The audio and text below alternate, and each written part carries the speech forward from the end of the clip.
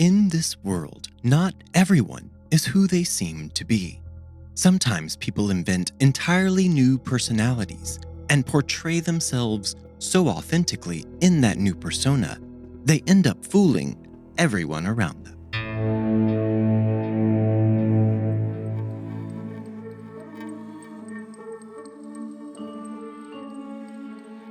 Welcome to The Secret Sits. I'm your host, John Dodson. Join us every Thursday as we uncover the secrets behind the world's most fascinating true crime cases. You can find all episodes of The Secret Sits for free on Apple Podcast, Spotify, or wherever you get your podcasts. And if you like what you are hearing, reach out to us on Instagram and Facebook at TheSecretSitsPodcast or on Twitter at SecretSitsPod. Now, on with our story.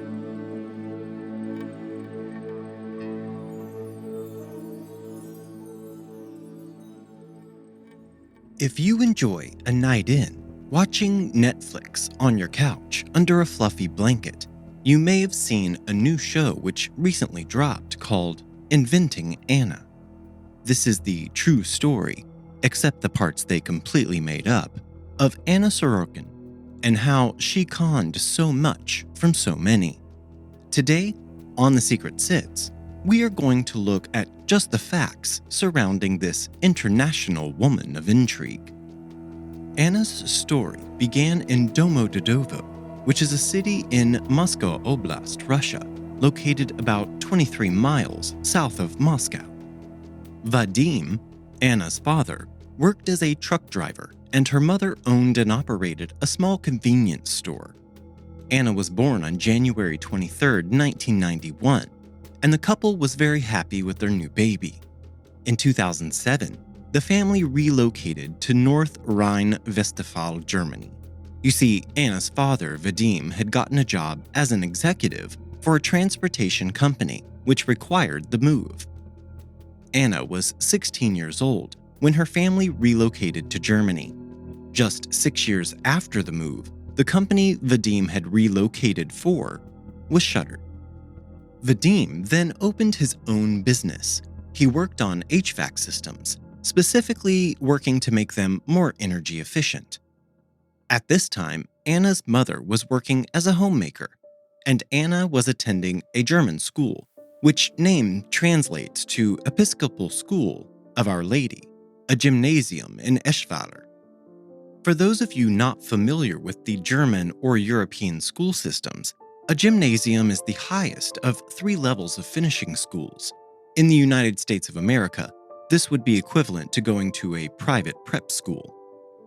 Anna reportedly struggled with the German language as she had grown up speaking Russian, but she found her love inside of fashion magazines, and she was soon becoming obsessed with the life and luxuries she saw while reading her prized periodicals. Anna graduated from gymnasium in June of 2011 and promptly moved to London, England, to attend Central St. Martin's. This school focuses on an education in the arts, but Anna did not even finish her first year. Instead, she returned home to Germany and began an internship with a public relations company operating out of Berlin. Next, Anna gained an internship at Purple, a French magazine started in 1992. Purple features fashion which goes against the norm. They do not feature the type of superficial glamour of other fashion magazines. For this job, Anna moved to Paris and began earning around 400 euros per month. This would equate to around $444 US. Anna's parents did subsidize her rent while she lived in Paris because she made so little money. While Anna was living in Paris, she began using the surname Delvey. Anna made claims that this was her mother's maiden name, which we will learn is simply not true. Anna was sent by her magazine to New York City for Fashion Week in 2013, and she loved the city. It was truly where she felt at home for the first time in her life. After she had made some friends and connections around the city, she decided to stay in New York and give it a shot. So Purple transferred Anna to the New York offices for Purple. But after working for Purple in New York for just a short time, Anna felt it was time to venture out on her own and put her own stamp on this great big spinning ball we call Earth. Anna's grand idea was what she called ADF, or the Anna Delvey Foundation. This would be a private members club and art foundation. The club would be ultra exclusive and would be bigger than the London Soho Club, according to Anna. For a private club, Anna would need space, lots of space. She wanted her club to have amenities that no other private clubs had anywhere in the world. Hers would be the best. Anna began looking for spaces in which she could fit her club and all of her ideas. She finally decided on the Church Missions House.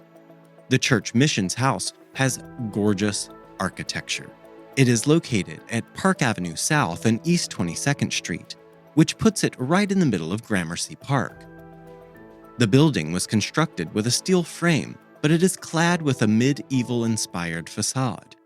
There was almost 34,000 square feet of usable space inside of the building, spanning over 6 floors. More than enough space for Anna's ideas. The owner and developer of the building was A.B. Rosen, and A.B. had just opened his own private club a few years back. It was called the Core Club, and it also housed an impressive art collection. A.B. Rosen also owned the 11 Howard Hotel. Remember that fact for later. Anna's plans for this space would include multi-purpose event spaces, and art studio, pop-up shops which would be curated by artist Daniel Arsham. Anna had met Daniel during her internship at Purple. There would also be exhibitions by Irv Fisher, Damien Hirst, Jeff Koons, and Tracy Emin. Now, you may not be familiar with these artists, but they're extremely heavy hitters in the art world. For example, you may have seen Jeff Koons' everyday art objects he creates, like the balloon animal dog in a mirror finish, or some other color in metallic. Anna was receiving help planning the space from architect Santiago Calatrava's son. Santiago is an extremely influential architect who has designed bridges across Europe, stadiums, and museums. His buildings usually look like some sort of living organism. And Rue Rogers was helping Anna set up her beverage operation for the club. Anna also claimed that she was going to have Christos wrap the building for the opening. Christos and his wife, Jean-Claude, were famous artists who did large outdoor art displays all over the world. You should look up their work. It is beautiful, thoughtful, and original. Sadly, Jean-Claude passed away in 2009, and Christos followed his beloved wife into the afterworld in 2020. Anna told everyone that she was a German heiress and that she had a trust fund. Anna was always wearing the most impressive in-season fashion, and she was a name dropper. She would tell you who she was wearing even if you did not ask or care. Even though Anna had many expensive designer things, she never seemed to have any money. She always asked friends, quite often, if she could crash at their homes. If she could not find a place to stay for the night with a friend, Anna would sleep in a car. When Anna and friends went out, Anna always said that she had forgotten her wallet or that her father was mad at her and cut off her finances for a while. Anna met Michael Huang at a dinner party in 2015. Now, Michael was an art collector and socialite from China, and his family had money. Real money. Like however much money you're imagining right now, triple that, and you might be close.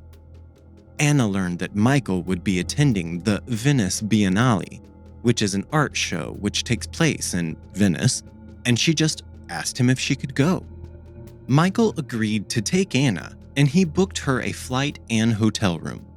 They had agreed that Anna would pay him back the $3,000 he had shelled out for her. When the two young, beautiful socialites returned to New York after the show, Anna seemed to just forget the arrangement that the two had agreed on before leaving for the trip. Now, Michael does not need the money, so he was not stressed about Anna not paying him back, and he honestly just took this as Anna being absent-minded. For her birthday in 2016, Anna hired a public relations group to make a reservation for her at Siddell's restaurant in New York. At the end of the party, Anna's credit card was declined, and she could not pay. After the manager of the exclusive restaurant saw Michael Juan in photos from the birthday party at the restaurant, he contacted Michael and asked for contact information about Anna Sorokin. Michael began getting even more suspicious of Anna after this. He also took note that for a German heiress, he found it strange that she lived in a hotel full-time and not an apartment. I mean, this was common for rich people in the past, like the 40s, but today not so much. Today it just looks suspicious. Michael finally did get repaid for the trip to Venice, however. The money did not come from Anna, but from a mysterious Venmo account. Michael said he did not recognize the name associated with the Venmo account, and after that, he blocked Anna on all social media and ended their friendship. Anna was living in a hotel room in the Standard High Line when she met a photo editor for Vanity Fair at a nightclub called Happy Ending. This woman's name was Rachel Deloach Williams. She and Anna became fast friends, even though some of Anna's habits did annoy Rachel. Rachel said that Anna was very rude to waitstaff in restaurants, shops, pretty much everywhere. And Anna was one of those people who do not wait for others to empty the elevator before she enters it. As soon as the elevator doors open, she just dives right in, even if people are trying to exit. Eventually, Rachel would also be Anna's downfall. Anna needed money to start opening her club, but financial institutions need proof of funds and collateral before they will give you money. Anna kept telling them that she had a trust fund back in Germany worth $60 million, but she could not access the money yet. Anna set out producing fake bank statements along with other financial documents to prove to lenders that she did have money in the bank. She was soon put in contact with Joel Cohen at the Gibson Dunn. This is a global law firm who would represent Anna. Joel Cohen was the prosecutor who famously took down Jordan Belfort, aka the Wolf of Wall Street. Gibson Dunn assigned Anna's case to Andy Lance, and Anna liked Andy. She explained, "He would explain to me the right amount without being patronizing." Anna also said that Andy was there all of the time. He would answer the phone in the middle of the night or when he was in Turks and Caicos for Christmas. Anna truly enjoyed the business relationship with Andy. She was very used to older men who did not treat her with respect because she was a woman and so young. Andy Lance filled out Anna's new client intake form, and he marked all of the boxes, confirming that his new client had all of the money she claimed to have, and that this transaction would not embarrass the firm.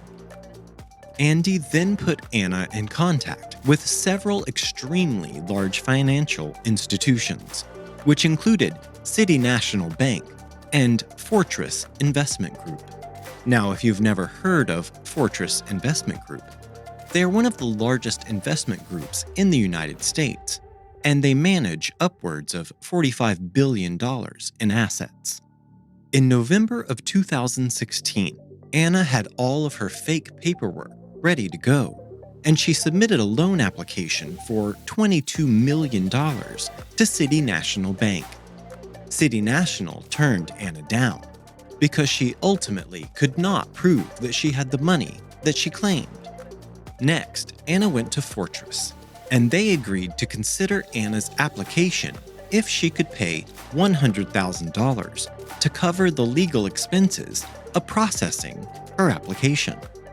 Then, in December of 2016, the church missions house was leased to Fotografiska, New York, when Anna could not come up with the rent money. On January 12, 2017, Anna convinced the City National Bank to give her an overdraft amount of $100,000, promising the bank that she would pay the money back quickly. Anna gave the bank the contact information for her business manager, Peter Heineke. We will later find out that Peter was completely fake and just part of Anna's scheme. After people began to fit the jagged puzzle pieces together regarding Peter, Anna told everyone that he had died, and she created a new fake business manager named Bettina Wagner. Anna used the $100,000 overdraft money from Citibank to pay for the fees at Fortress, trying to get the $22 million she still needed for the Anna Delvey Foundation. As Fortress began processing Anna's loan application, they began noticing some inconsistencies. For one, she listed that she was from German heritage, but her passport clearly showed she was originally from Russia. The director of Fortress went about setting up a meeting with the Swiss bank holding Anna's $60 million in assets. When Anna found out that this meeting had been set, she withdrew her application from the Fortress Group. Now in February of 2017, Fortress returned the unused portion of Anna's $100,000 fee, of which $55,000 still remained. Anna then took this $55,000 and spent it on designer clothes, electronics, and a personal trainer. On February 18th, Anna checked into a room at the 11 Howard Hotel in Soho. The cost of the room was set at $400 per night, which would come to $12,000 per month. Anna freely gave the concierge and other employees of the hotel $100 bills as tips, even for the simplest of things, like suggesting a good restaurant. Some people who worked in the hotel became quite close friends with Anna. Well, as close as you can get to a person you don't really know. But other employees found Anna rude and said she acted very elitist. One staff member at the 11 Howard Anna grew particularly close to was a concierge named Nefertari Davis, who went by Neff. She was 25 at the time, and she was super surprised by the new eccentric guest. She appeared around the same age as Neff, but she just had so much money. Neff was an aspiring filmmaker who took in details easily. For example, Anna always wore a pair of large, chunky eyeglasses, and Neff instantly identified them as being Celine glasses, which would average around $1,000 a pair. Anna always wanted to know where the hottest new restaurant was, or where was the new cool place she could go hang out. And she paid generously. She always tipped in crisp $100 bills. In an expensive hotel in New York, the concierge staff is used to a modicum of this type of behavior. Many times, these same concierges act as lay therapists for some guests. But Anna Delvey was different, especially with Neff. Anna would bring her food down to the lobby and she would position herself very close to Neff's desk so they could chat. Neff has said that Anna was definitely not racist, but she was very classist. Anna began treating the hotel as if it were her personal home. She walked around in just a robe and leggings, and she would eat at the French hotel restaurant Le Coucou all of the time. This restaurant was opened in 2016 by chef Daniel Rose, who Anna quickly befriended. Anna would also bill the cost of her meals directly to her room. After Anna had become quite friendly with Neff at the hotel's concierge desk, she began providing gifts of massages and manicures. On one occasion, Anna took Neff along with her as she went to a session with a personal trainer who also worked as a life coach. This trainer, named Kacy Duke, was great, and she worked with celebrities like Dakota Johnson. After this session, Anna decided to continue seeing Kacy, and she paid for her future sessions right up front, $4,500, all in cash. Shortly after this, however, the hotel manager discovered that Anna's room had no credit card number on file. The hotel had just opened when Anna moved in, and all of the computer systems were not functioning properly, which is why it took so long for them to notice. But the hotel insisted that Anna settle her mounting $30,000 room bill. In an attempt to keep the hotel staff on her side, Anna ordered a case of 1975 Dom Perignon champagne and had it delivered to the staff to share. Today, those bottles of champagne would cost $529 each. The staff sent the gift back, as it was against the company's policy for them to accept such a gift. Anna received the $55,000 from Fortress at the end of February, and by March, just 1 month later, Anna Sorokin was completely out of money. But Anna kept going about her life as she always had. She invited friends out to expensive restaurants and bars, and then when the bill came, Anna had forgotten her wallet, or her card was not working, and others would pay. And Anna was all about the New York City social life. She was fundraising for the Anna Delvey Foundation, and she attended dinner parties with Macaulay Culkin and Martin Shkreli. Not that I would brag about that one, he's disgusting. Anna would also bring Neff along to these celebrity-laden dinner parties. She was seated directly next to Macaulay Culkin at one dinner, and she said it was completely awkward. She did not know what to say or what to talk about. She wanted to talk to him like a fan, but he was just sitting there, being his authentic self, and it just seemed inappropriate. At this dinner, attended by Neff with Martin Shkreli present, Neff said that Martin played leaked tracks from the yet-to-be-released Lil Wayne album, The Carter 5. Neff tweeted about hearing these tracks at this dinner party, and Anna became furious. She told her to delete the tweet, but Neff refused.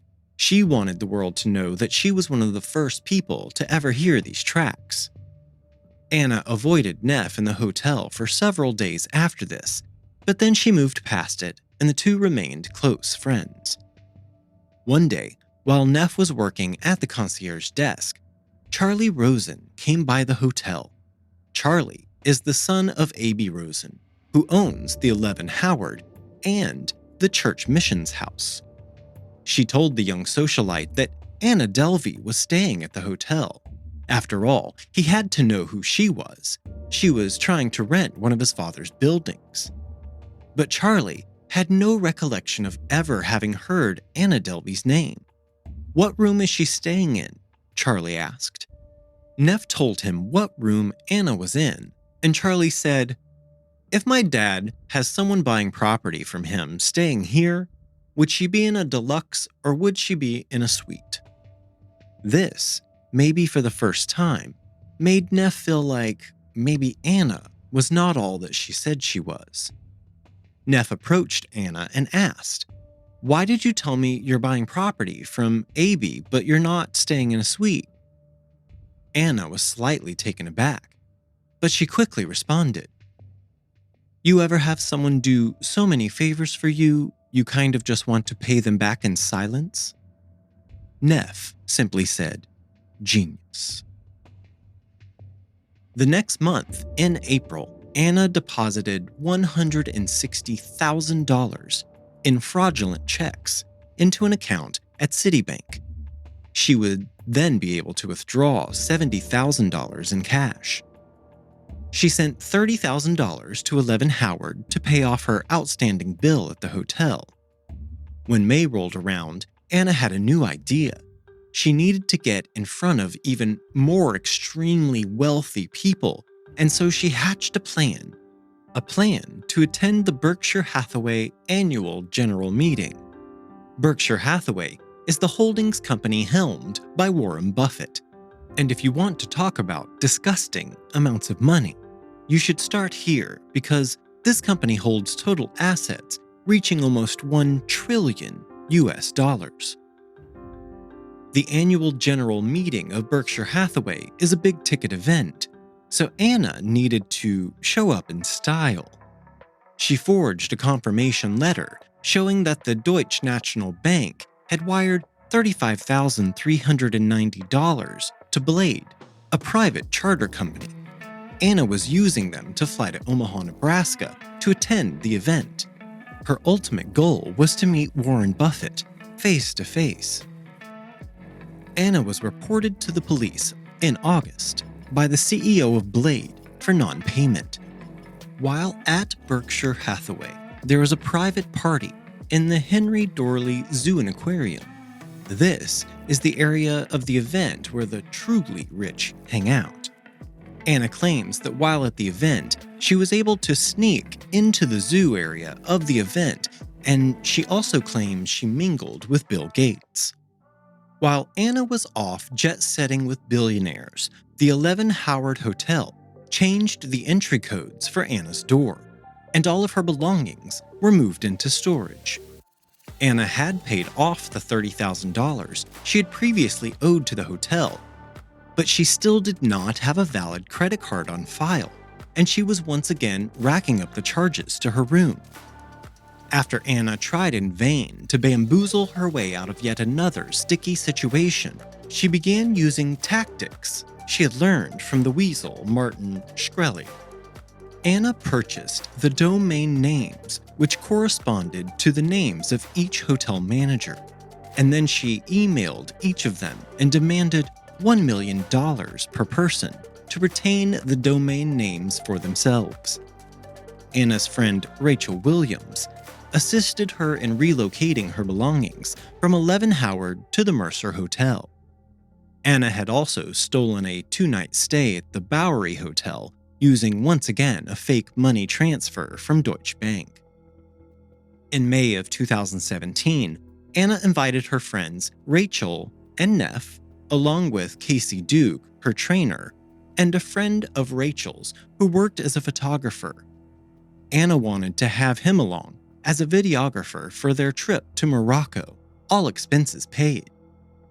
Neff could not get the days off of work, so she could not go. The reason for this trip, according to Anna, was because she needed to reset her electronic system for travel authorization, or ESTA. ESTA is essentially an automated system that determines the eligibility of visitors to travel to the United States under the Visa Waiver Program. Anna booked a riad for their stay in Morocco. A riad is a traditional-style Moroccan house with an interior courtyard, usually containing a garden and some fountains. But they did not just book any riad. Oh no. Anna had been inspired by Khloe Kardashian and wanted to stay in the same place the reality star had stayed and blasted across her social media. The La Mamounia is one of the most expensive and luxurious hotels on planet Earth. It is the essence of 5-star luxury. Anna planned on having all of her waking moments captured on film for a behind-the-scenes documentary about the creation of the Anna Delvey Foundation. The group were met at the airport in Marrakesh by hotel staff who ushered them through customs and into 2 Land Rovers. They spent their days exploring the palatial resort. They swam in their private pool and had dinner accompanied by a live Moroccan band. Anna took some private tennis lessons, and the group had a lavish breakfast poolside. Only 2 days into their 8-day trip, Kacy Duke came down with a bad case of food poisoning, and she was forced to return home to New York early. The group ventured out of the hotel and into the city for some shopping. When Anna went to pay for her things, her card was declined. Rachel asked her if she informed her credit card companies that she was traveling, and Anna said no. Rachel lent money to Anna for her purchases, and then later that day, Rachel also footed the bill for dinner. A few days after arriving at the opulent hotel, a staff member informed her that they were unsuccessful in using the credit cards she had supplied. Anna ran down all of her typical excuses, but the hotel management stood firm. They even fired one hotel staff member because Anna had no valid credit card on file. The situation became intense. The hotel sent large men to stand at Anna's room, waiting on a form of payment. Eventually, Rachel offered her credit cards as collateral, while Anna worked everything out with her bank. The hotel was just supposed to hold Rachel's cards and not charge them, but that is not exactly what took place. Rachel Williams left Morocco the day after this took place, and the hotel charged Rachel's credit cards for the few days they had been at the hotel. The total was $62,000. This amount far exceeded what Rachel Williams even made in an entire year. Anna promised to pay her back. She would just wire her some money as soon as they got back to New York. Along with the hotel costs, Rachel also forked out the money for the flights to Morocco, a private tour of the Marjorelle Garden, and all other expenses Anna incurred during the trip. Despite Rachel's repeated attempts to collect the money Anna owed her after this trip, she only ever recuperated $5,000, and she was forced to ask her friends for help to cover her rent after the trip to Morocco with Anna. After this trip, Rachel only had $410 left in her bank account. After the story came out, American Express removed $52,000 in charges against Rachel. After this trip and how everything had turned out, Rachel began asking other friends and acquaintances about lending money to Anna. They all had stories of lending money and never being repaid, and everyone had heard of Anna's excuses about why she did not have any money in the moment. After hearing all of these accounts, Rachel realized that Anna Sorokin was committing fraud. After Kacy and Rachel had left Morocco, Anna booked a room at the Four Seasons Hotel and Resort in Casablanca. She called and asked Kacy to foot the bill for the room, and then Kacy offered to pay for Anna's return flight home. After the offer was made, Anna requested a first-class ticket to come home, and she even took a helicopter to the airport in Casablanca.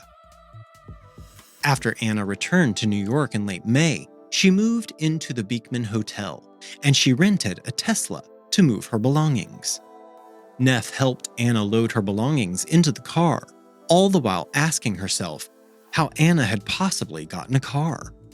After being in this hotel for a total of 20 days, Anna had accumulated a bill for $11,518, which she could not pay, and she was removed from the hotel.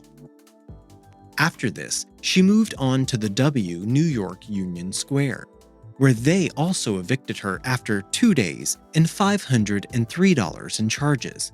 This hotel pressed charges against Anna for theft of services.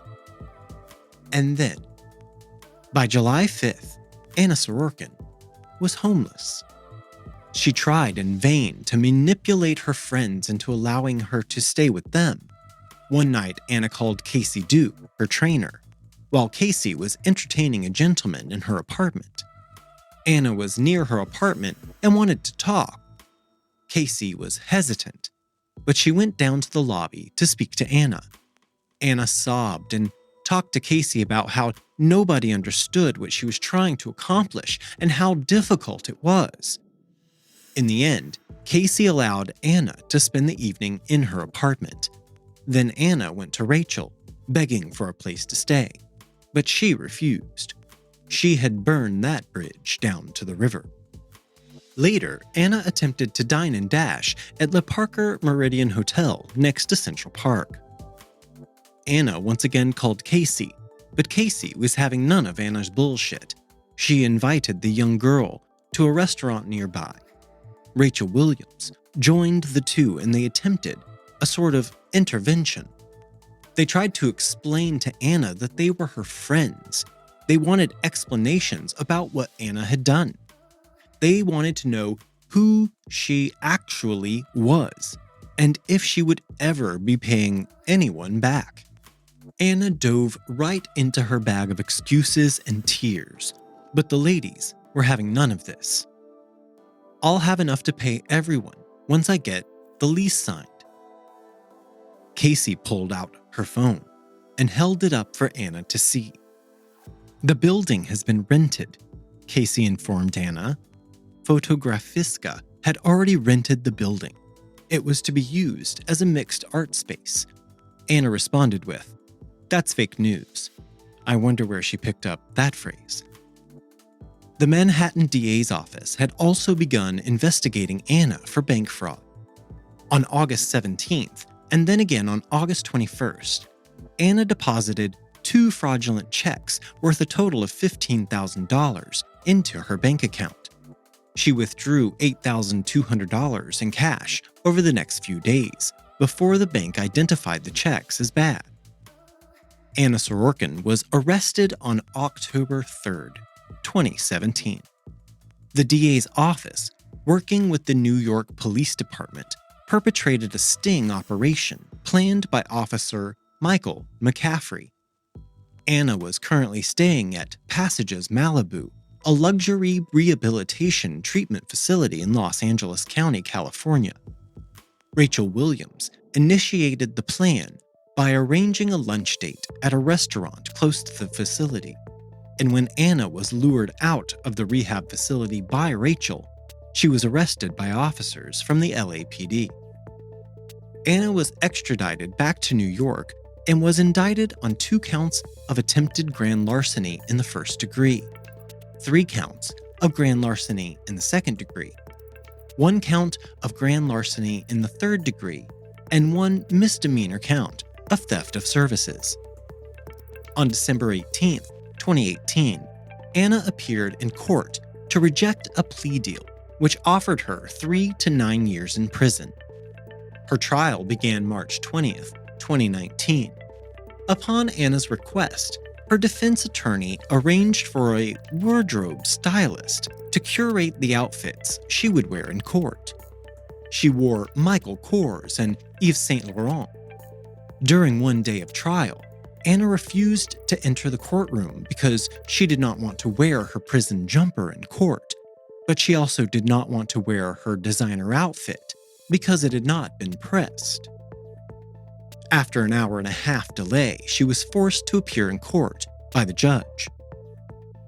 The defense during the trial explained that this was all just a misunderstanding. Anna had planned to pay all along, or that items and services had been given to her because she was an influencer on social media. Her lawyer compared her to Frank Sinatra, claiming they both created a golden opportunity in New York City. After 2 days of deliberations, the jury found Anna Sorokin guilty on 8 charges, including grand larceny in the second degree, attempted grand larceny, and theft of services. She was found not guilty on 2 charges, one of attempted grand larceny in the first degree, relating to the original loan application with City National Bank, and one of larceny in the second degree, relating to the alleged theft of $62,000 from Rachel Williams in Marrakesh. Before her sentencing, Anna stated, "I'd be lying to you and to everyone else, and to myself, if I said I was sorry for anything." Anna was sentenced to 4 to 12 years in state prison. She incurred a fine of $24,000, and she was ordered to pay restitution in the amount of $199,000, including $100,000 to City National, $70,000 to Citibank and approximately 2/3 of the amount she owed to Blade. She also owed her attorney $75,000. To make sure she could cover the debts, Anna Sorokin sold the rights to her life story to Netflix and Shonda Rhimes for $320,000. This left Anna with a windfall of $22,000 left in her bank account. Anna was not forced to pay $160,000 in legal fees owed to Perkins Coie related to the unsuccessful lease of Church Mission's house, $65,000 in legal fees due to Gibson Dunn related to the unsuccessful $22 million loan application, and $30,000 in legal fees due to Lowenstein Sandler.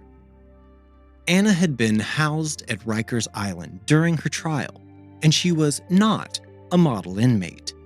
She incurred 13 infractions for things like fighting and disobeying orders. She was placed in solitary confinement during Christmas. After her conviction, inmate number 19G0366 was moved to Albion Correctional Facility. This is a medium security facility. And just a small time ago, on February 11th, 2021, Anna Sorokin was released on parole. After she was released, she checked into the Nomad Hotel and hired a German camera crew to follow her around and film all of her activities. 6 weeks after her release, in March 2021, Anna was taken back into custody by the Immigration and Customs Enforcement, or ICE. She had overstayed her visa, and she is currently being held in New Jersey at a county jail awaiting deportation to Germany.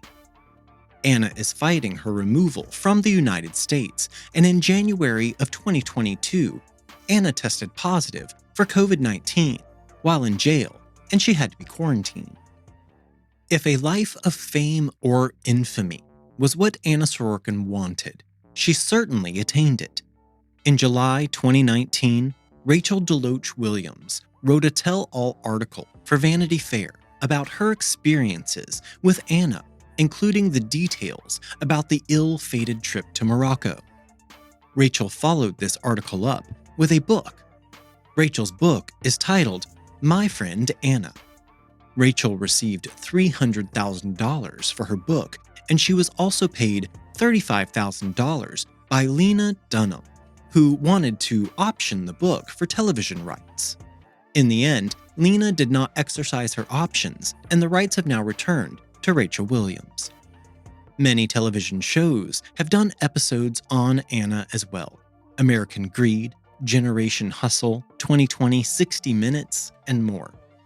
In late July of 2021, a stage play titled Anna X opened in London, and in February 2022, Netflix released Inventing Anna, which was created by Shonda Rhimes and stars the incomparable Julia Garner as Anna. And lastly, Anna signed a deal to star in her own reality television show about her life when she is out of prison. The Secret Sits podcast is researched and written by me, John Dodson. Audio engineering by Gabriel Dodson. Original logo artwork provided by Tony Lay.